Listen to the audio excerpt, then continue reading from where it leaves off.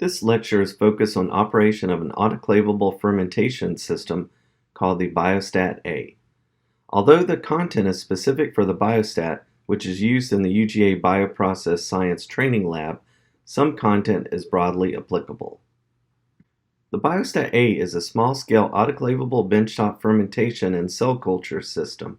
A 2-gas system is used for microbial fermentation and a 4-gas system for cell culture. There are a variety of vessels from 1 to 5 liter typically used. This system also has 4 peristaltic pumps for acid, base, antifoam, and substrate feed. A single-use system is available. These are easier to use since the system does not have to be autoclaved and are typically used for cell culture operations and not microbial fermentation.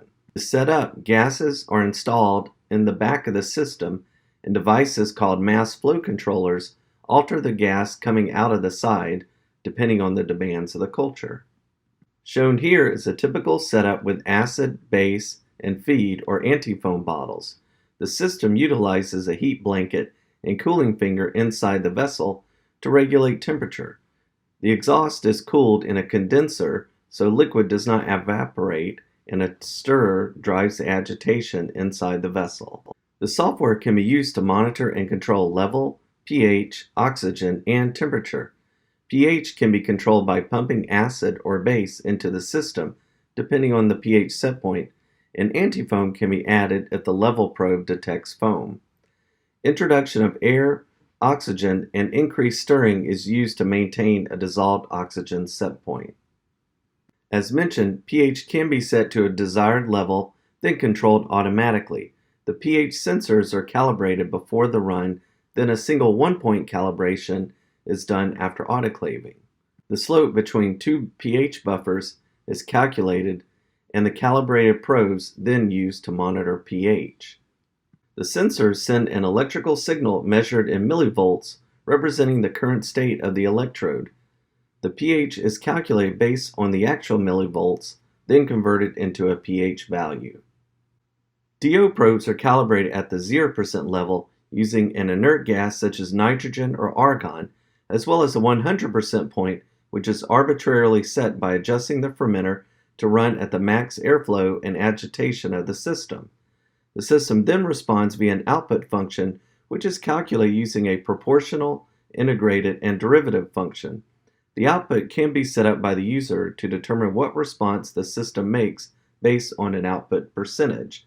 Basically, the controller calculates percent output based on the difference between the process set point and process value, then calculates a percentage output off of this.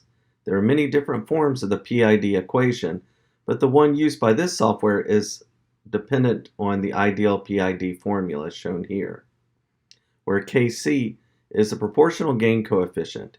A high value induces unstable oscillations, while a low value results in maintaining a stable value which never reaches the set point. Ti is the integration time window. Integration allows even a small deviation from set point to add up to significant controller response over time, essentially driving a controller to set point. Td is a derivative time window.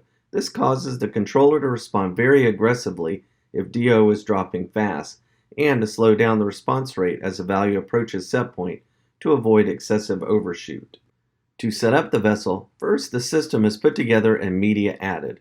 Ports are wrapped in surgical paper, and lines that don't go into the liquid are left open, while lines that are submerged in the media are clamped to prevent liquid escaping during autoclaving. After autoclaving, the system is set up and allowed to come to temperature.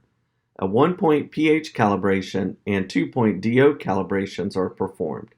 The culture is then inoculated and cultivation is monitored until harvest time. Cells are harvested using centrifuge bottles and material kept for downstream processing. Keep in mind that there are a variety of different centrifuges and bottle types.